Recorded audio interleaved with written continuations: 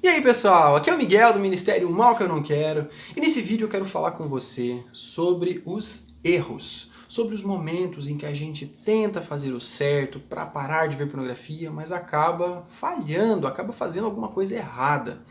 Esses erros podem levar a gente a um desânimo de lutar, a um desespero. Poxa, será que eu nunca vou conseguir acertar? Será que eu nunca vou caminhar do jeito certo?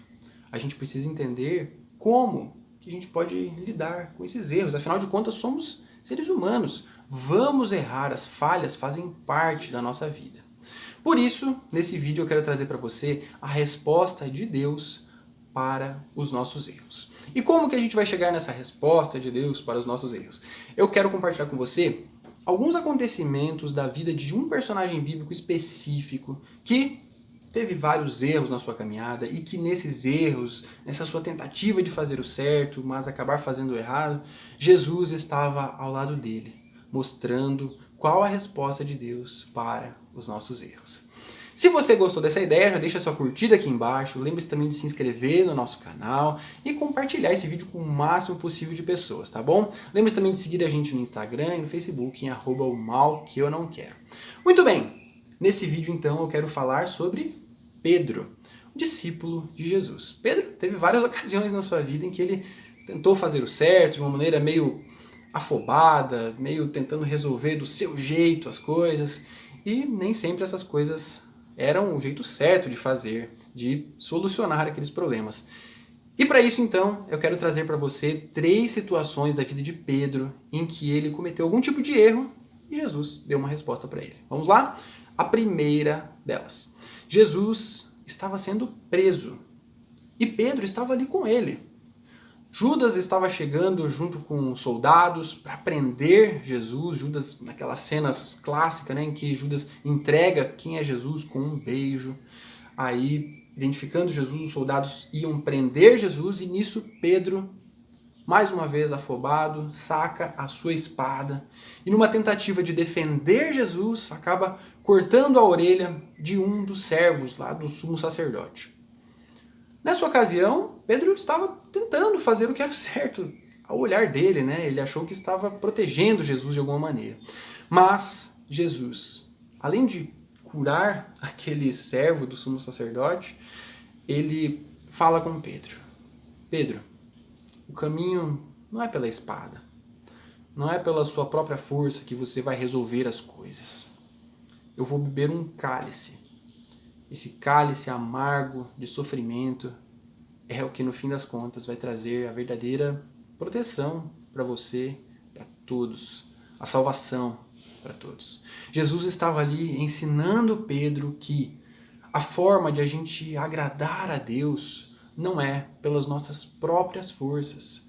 Se assim fosse, a gente não teria nenhum tipo de esperança, né? Afinal de contas, somos pecadores, a nossa natureza é pecadora. Jesus está deixando muito claro para Pedro, e ele fala para nós também. É pelo cálice que ele mesmo toma, na cruz, que Jesus paga o preço, que Jesus cumpre plenamente a vontade de Deus, satisfaz a ira de Deus por causa dos nossos pecados na cruz. Ele morre por nós e assim perdoa os nossos pecados. Uma segunda ocasião em que Pedro comete um erro que vem na sequência é quando Jesus já tinha sido preso e ele estava lá sendo levado. Ele foi levado lá para a casa do sumo sacerdote. E aí nisso, Pedro está ali seguindo de longe e algumas pessoas começam a identificar. Opa, olha ali, aquele cara estava junto com Jesus. E aí Pedro nega. Não, como assim? Eu não estou junto com ele, nem sei de quem vocês estão falando. Pedro faz isso 3 vezes, fazendo justamente o que Jesus falou que ele ia fazer. Você vai me negar 3 vezes antes que o galo cante. Você deve conhecer essa história, né? No fim das contas, o galo canta quando Pedro tinha acabado de negar Jesus pela 3ª vez, dizendo que nem o conhecia. E aí Jesus olha para ele, e Pedro se lembra daquilo e chora amargamente. No momento em que a gente não tem qualquer tipo de esperança, quando a gente já entende que não é pelas nossas próprias forças que a gente pode agradar a Deus, e que a gente vê Jesus sendo levado à cruz por causa dos nossos pecados, a gente pode acabar tendo o risco de negá-lo, né? De poxa, talvez isso nem faça tanto sentido para a minha caminhada. De que maneira que isso vai se relacionar com a minha vida?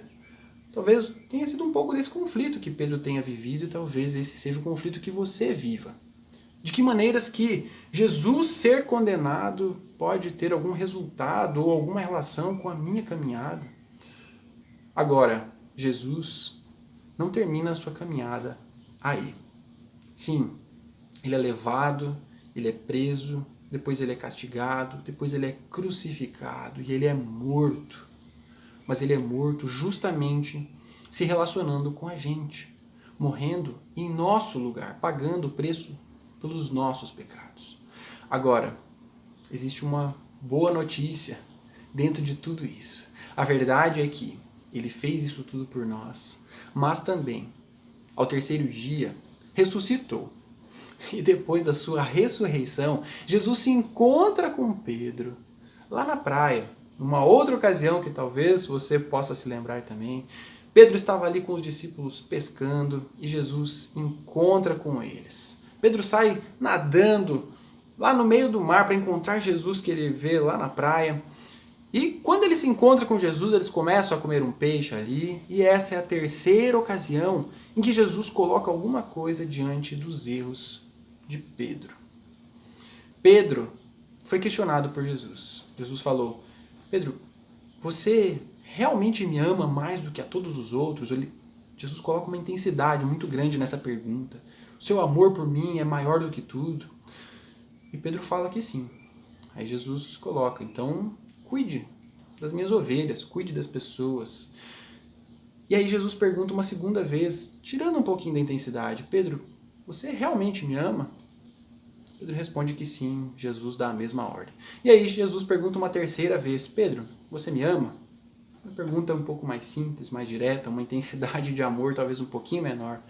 E aí Pedro já meio triste, né? Poxa, nem sei o que dizer, eu amo.